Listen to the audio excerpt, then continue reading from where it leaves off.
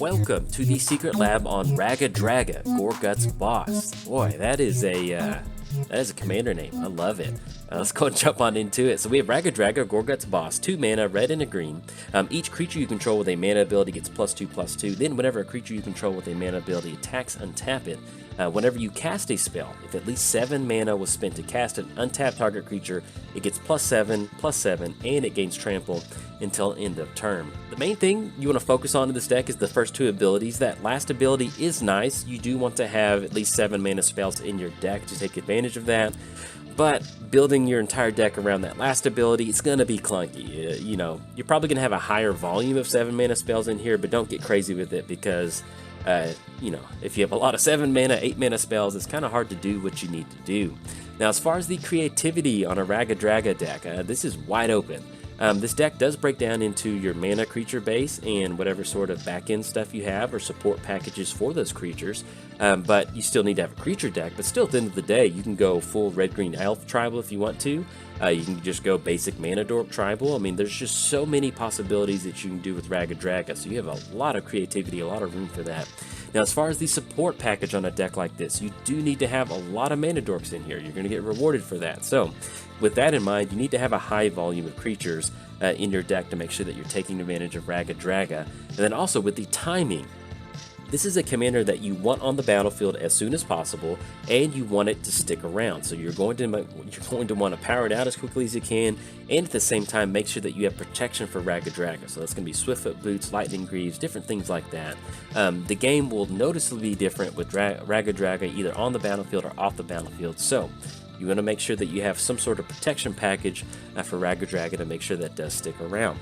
Now, no matter what sort of build you go for, doesn't matter, it's going to start with having board protection.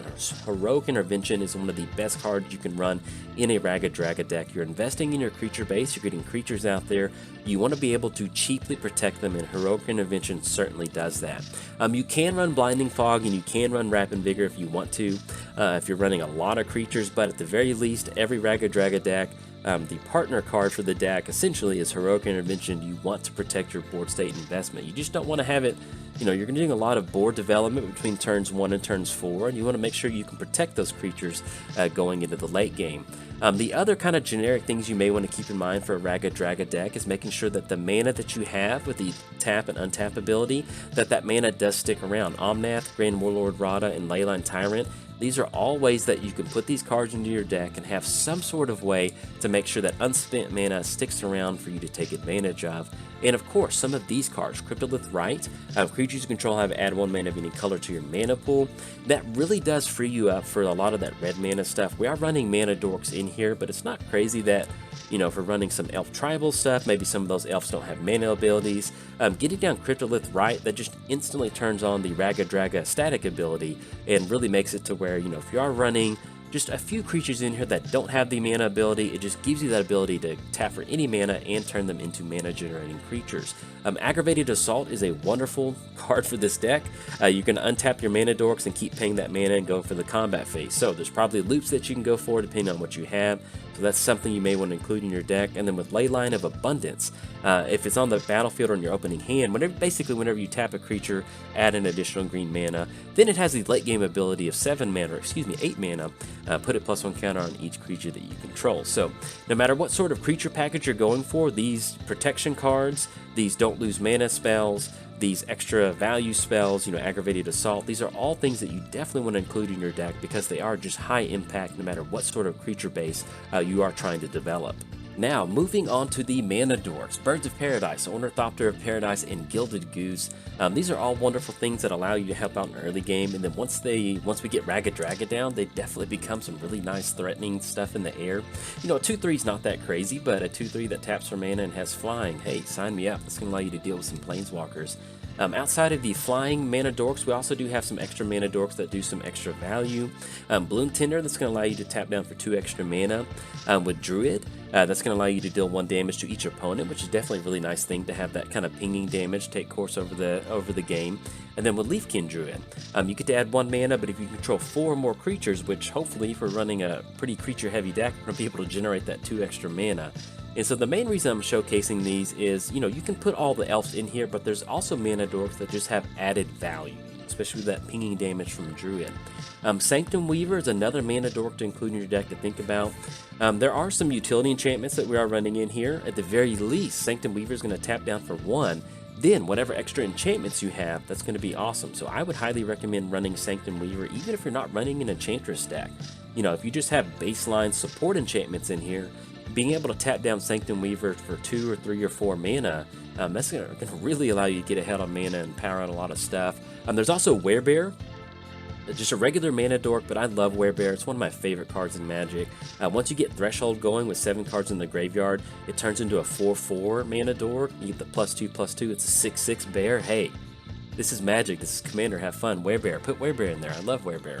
And then also Beastcaller Savant. It has haste. And so one of the main things is, you know, if you're running all elves, that's perfectly fine, but just having some variation at your mana dork, you know, your mana dork patch, your Beastcaller, you know, just having that haste tacked on there to where there may be some times where you have Raggadragga down, you have Beastcaller, you'll be able to get it down. Now Beastcaller can swing in, untap, and still tap for mana. That's definitely something you can include in there. Like I mentioned at the beginning of the video, running a red-green elf deck is like perfectly fine in a deck like this without having an elf commander. All of your baseline 1 mana elves are going to be able to give you extra mana. With Tree Speaker, you can level it up and add 2 mana to your mana pool. Devoted Druid allows you to add those -1 counters, so if you want to put in a Devoted Druid mana combo where you're getting those -1 counters and not having them stay on there, that's totally fine. Priest of Titania, that's going to be a very, very heavy mana producing creature, especially as you increase the number of elves on the battlefield. And then with Gyre Sage, you know, if you are running a lot of mana dorks, it may be hard to get that evolve trigger, but if you get a lot of +1 counters on there, that's going to be a lot of mana that you can tap down with Gyre Sage. Coming at the kind of 3 drops of the elves, we have Lono Tribe. That's going to add triple mana to your mana pool. Marwyn, as we get more elves onto the battlefield, we get more +1 counters. That's going to be more power. That's going to be more mana. And then with Lono War Visionary, enters the battlefield, draw a card, you can tap down for mana. So you can see where you can have your mana dorks, you can still kind of curve up into the 2, curve up into the 3, still have your creatures produce mana, but at the same time either end up with a very high impact creature that taps down for a lot of mana, or something with Visionary, just cashing in an extra card draw. There's also, if you're running a lot of elves, it wouldn't hurt to run some of these support elf cards in here. Azuri Renegade Leader, that's going to allow you to regenerate your elves, which gives you some good board protection. Then in the late game, let's say that we've got those bonuses going from Raggadragga, 5 mana, elf creatures you control get +3/+3 and gain trample until end of turn. If you can stack 2 or 3 of those, that's going to be a very, very high impact way for you to try to close the board out, or at the very least just close one player out without going for an alpha swing. Now, this brings us to Gilt-Leaf Archdruid. A lot of your baseline elves are going to be druids, so whenever you play a druid spell, draw a card. That's awesome. Then tap 7 untapped druids you control, gain control of all lands target player controls. So if you're building an elf deck that has a high volume of druids, you know, you don't have to build a Archdruid deck to where you're trying to steal everybody's lands, but there may be some times where you've gotten a lot of mana dorks out there, you have a high volume of druids.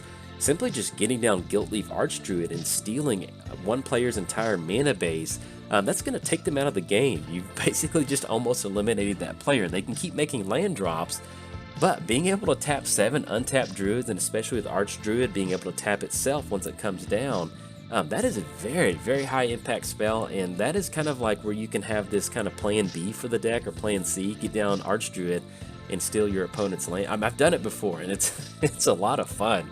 So stick that in there if you want to have some fun. And then with Huntmaster, whenever you cast an elf spell, that's going to be another elf warrior creature token on the battlefield. That's just some good baseline stuff. Wood Elves, you also have a lot of elves that give you some kind of support. Wood Elves is going to allow you to search for a forest card. Elvish Visionary is going to allow you to draw a card. And then Reclamation Sage is going to allow you to destroy an artifact or enchantment. So we did talk about Cryptolith right at the beginning of the video. You can see you can have elf mana dorks in here, run some of the baseline elves that allow you to get ahead on resources, and still have that Cryptolith right. Make sure that these elves tap down for extra mana. Also, cards like Fierce Impact. This is going to allow you to search your library for a creature card with 6 mana or greater. That's going to allow us to hit on that Raggadragga last ability and find a finisher for the deck. Elvish Champion is going to give our elf creatures +1/+1 to have Forest Walk. And then Wirewood Channeler, you know, if we're going for a dedicated elf deck, being able to tap down of any one color for the number of X on the battlefield, hey, that fits on theme with Aggravated Assault, so we will definitely take that. But yeah, as far as how heavy you want to go in your actual elf build, totally up to you, but if you just want to build a red-green elf tribal deck, Raggadragga is going to be the perfect commander for it. Outside of the elf tribal effect, there's also ways that we can have mana dorks that tap down for extra mana. So Somberworld Sage, add 3 mana when colored. It will be restricted to creature spells, but hey, it's nice to have that in there because we care about getting creatures on the battlefield.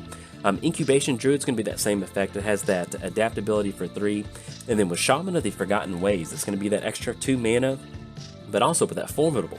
That's going to allow each player's life total becomes the number of creatures he or she controls.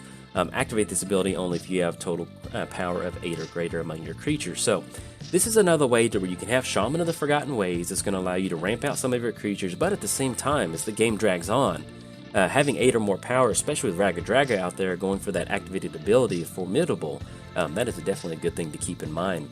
Elvish Archdruid, elf creatures you control get +1/+1. That's going to add elf mana to your mana pool for each elf that you control. Karametra's Acolyte's going to tap down for Devotion to Green, which is going to be a lot of mana over the course of the game.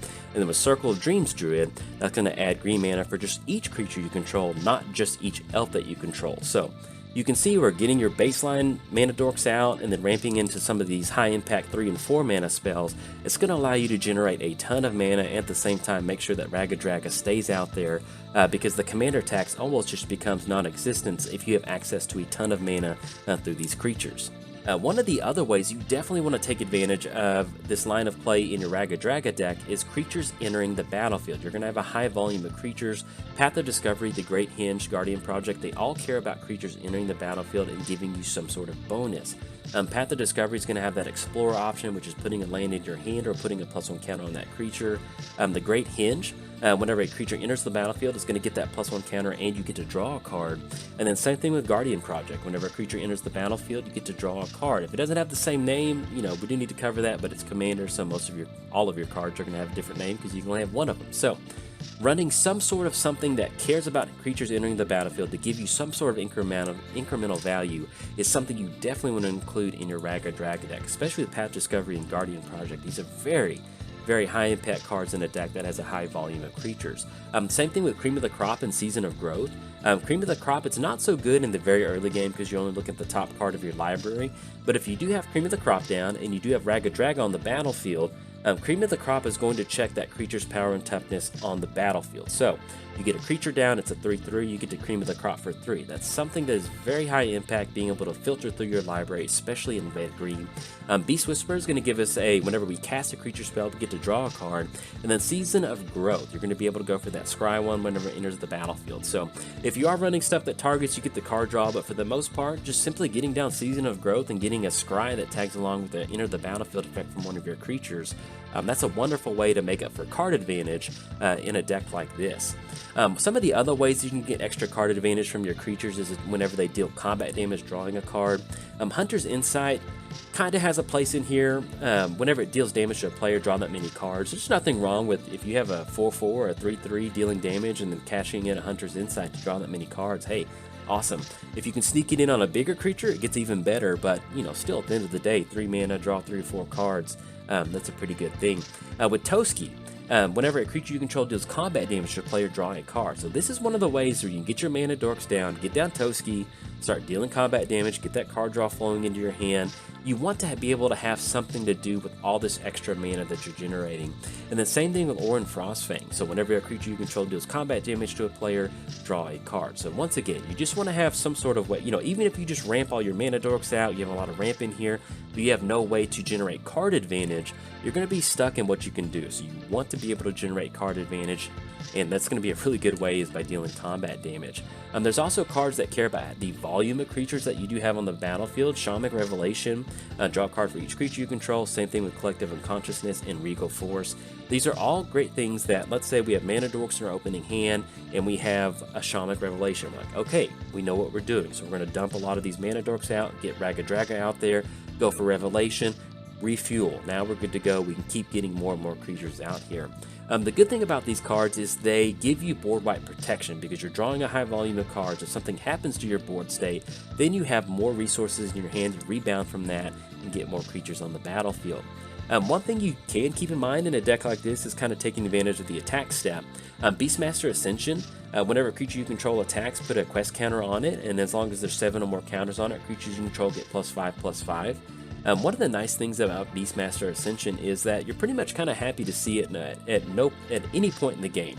If you get it down early, you can start to build up those quest counters. If you just simply have 7 or more creatures, you get this down, swing in, you're going to get all of those counters on there, and you're going to be able to take advantage of that +5/+5. Dragon Rage, this is a little bit more situational, but you can add red mana to your mana pool for each attacking creature you control. Then they have that fire breathing ability, spend the red mana to get +1/+0. We have a commander that cares about tapping and untapping whenever they attack, so that's another way we can just add extra mana to our mana pool. So probably not going to go into every single Raggadragga deck, but it's something you want to keep in mind. And then with Druid's Repository, whenever a creature you control attacks, put a charge counter on Druid's Repository. Then we can add that extra, we can remove those counters and add mana to our mana pool. And some of the good, just kind of baseline enchantments to run in a deck like this, Primal Rage is going to give all of your creatures trample. That's always nice to have, especially with the commander that's going to give your creatures bonuses. Rhythm of the Wild, this is a super high impact card for a deck like this. Creature spells you control can't be countered. Hopefully we can get this down before we go for Raggadragga. Then you have the option of haste or a +1 counter. So we have a commander that cares about giving them a bonus, so most of the time we're just going to have a creature spells you control can't be countered, and they have haste at the same time. So Rhythm of the Wild is a wonderful card in a deck like this. And then War Cadence. This is something to kind of, maybe kind of put some focus into. Activated ability, this turn creatures can't block unless their controller pays X for each blocking creature he or she controls. So with that modal effect, we have our creatures untap and really swing in. That's extra mana that we can sink into War Cadence to basically just have this unblockable force unless they can just pay that high volume of mana. Now, moving on to the high converted mana cost spells that hits on Raggadragga's last ability. You don't really want to build an entire deck around it. You can, but you still want to have some sort of finisher package in a deck like this. Craterhoof Behemoth and Enraged Forerunners, these are great ways that, especially with Raggadragga on the battlefield, is going to allow you to go for an alpha swing to hopefully knock a lot of players out of the table. This is a Craterhoof deck. Put Craterhoof in your deck. I know people complain that Craterhoof is a boring win condition.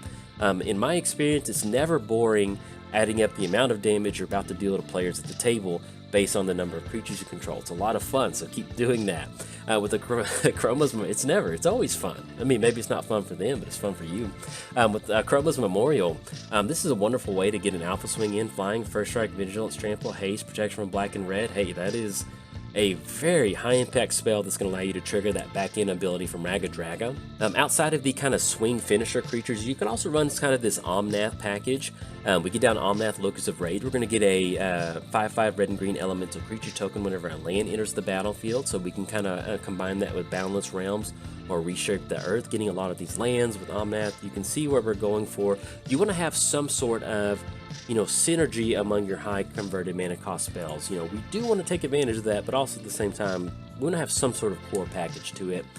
You can also use a lot of these creatures to generate extra creatures on the battlefield. Avenger of Zendikar, Mirror Battlesphere, Hornet Queen. These are all ways that we can generate that last ability, get a creature down, and get extra creature tokens to tag along, especially if you're running Craterhoof. There's also some really high impact mana generating spells. Nyxbloom Ancient, if you tap a permanent for mana, it produces 3 times as much as mana, so I don't know what you're trying to do, but Nyxbloom Ancient will definitely make sure that happens. Brass's Bounty, that's going to give us extra treasure tokens on the battlefield. And then Zendikar Resurgent, whenever you tap a land for mana, add extra mana. Whenever you cast a creature spell, draw a card.